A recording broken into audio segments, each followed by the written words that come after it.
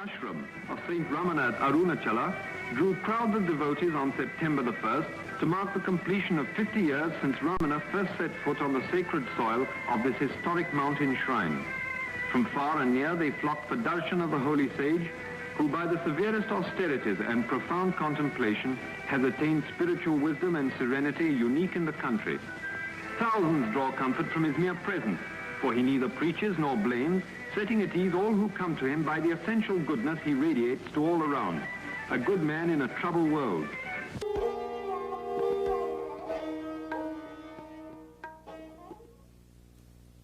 He adhered to a punctual routine, which included going out for a stroll twice a day. At these times he would walk up on the slopes of his beloved Arunachala hill, and if any attachment to anything could be said of him, it was surely an attachment to the hill. He loved it and said it was God himself, the spiritual heart or center of the earth. He seemed to never be so happy as when wandering around its slopes, and once remarked that there was not one spot on the hill where he had not set his foot. He also encouraged devotees to walk around the 8-mile circumference of the hill, as it has been well known from ancient times to be a very potent spiritual exercise. Generally, the Maharshi appeared to be indifferent, a witness to what was going on around him. Nevertheless, he was always aware of what was happening and seemed to be very particular about certain matters. First of all, he insisted that he should be accessible to devotees and visitors at all times, even on the day of his death when he had no strength to even hold his head erect. He asserted that devotees should not be prevented from seeing him. He was also very keen that visitors should be fed immediately upon their arrival, and food should be well cooked and nutritious. He participated and supervised meal preparations for many years. The Maharshi was adamant that no preferences should be given to him in way of food or conveniences.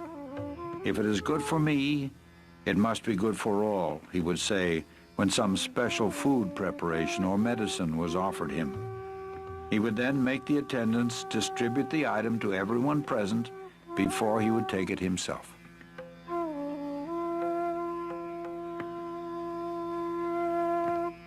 In his company, one would notice a total absence of distinction between men and women of different castes and creeds, of different races and religions, between a prince and a peasant, an ascetic and a householder. His equality extended far beyond human beings and embraced even plants and animals.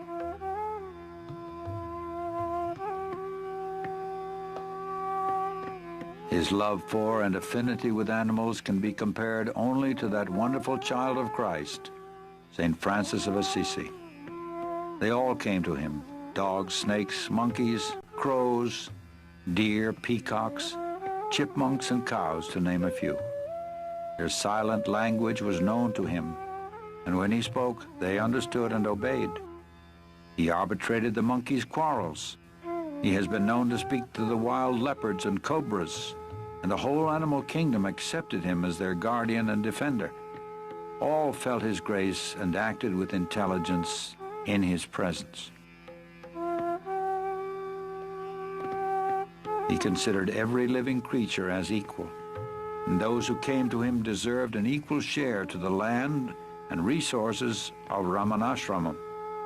He often mentioned that this was their territory all along, and we humans have just come and occupied it. If they could speak, they would claim their rights as well. Besides this, he maintained that every creature, from man down to the smallest insect, was an equal manifestation of the Supreme Self, the imperishable One.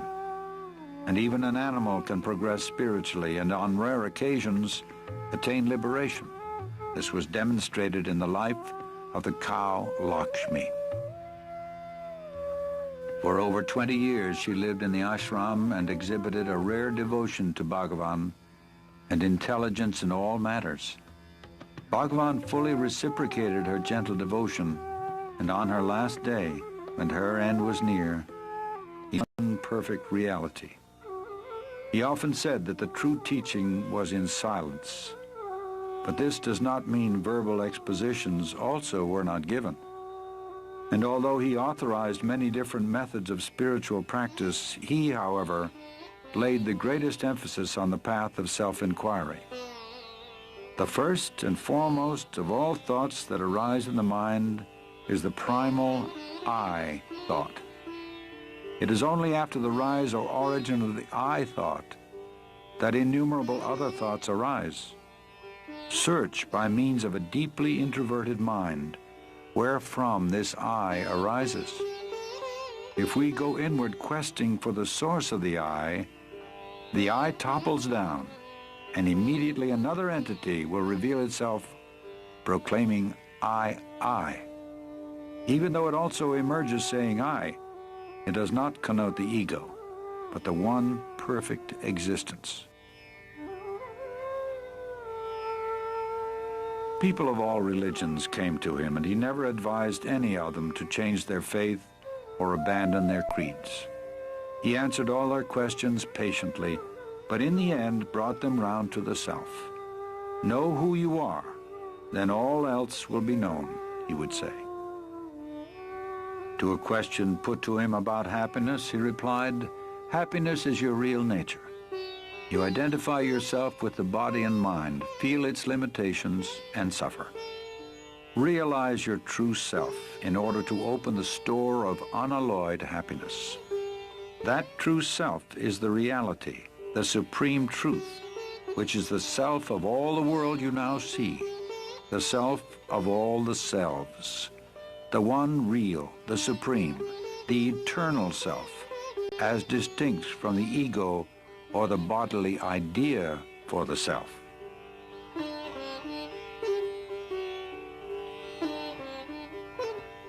He never advised anyone to renounce their families or move to the forest. The obstacle is the mind, he would say. It must be got over whether at home or in the forest. And why should your occupation or duties in life interfere with your spiritual effort? By giving up activities is meant giving up attachment to activities or fruits thereof, giving up the notion, I am the doer. The practice of his teaching doesn't require outward rituals or ceremony. It takes one straight to the source of one's own being, which is the source from whence all religions spring and must ultimately resolve. It can be practiced by men and women of all walks of life, regardless of their environment.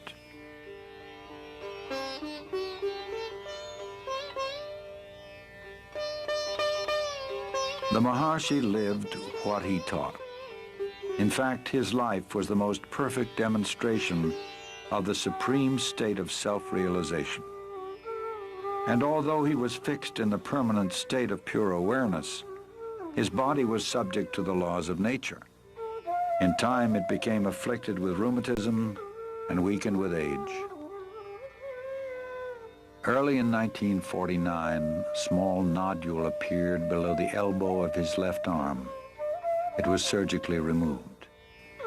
It later reappeared and was diagnosed as a malignant tumor, which inch by inch ate up the flesh of his left arm, poisoned his blood, and finally rang down the curtain on a life of immaculate purity and grace.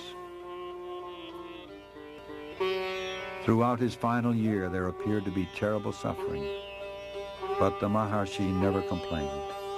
He seemed to be indifferent alike to the existence or non-existence of the body, being almost unaware of it. Devotees, seeing his gradual weakening and ominous symptoms, expressed their agony at his impending departure. He simply told them that they attached too much importance to the body, indicating that his influence was not limited to the diseased body they saw before him. When on April 13, 1950, a physician brought him some special medicine, he refused it, saying, "It is not necessary. Everything will come right within 2 days."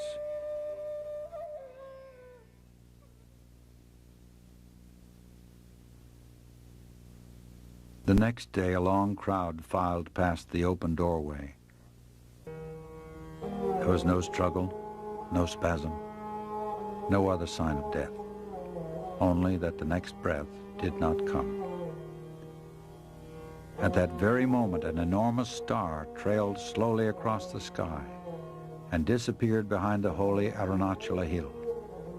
Many saw it, even as far away as Madras, and felt what it portended.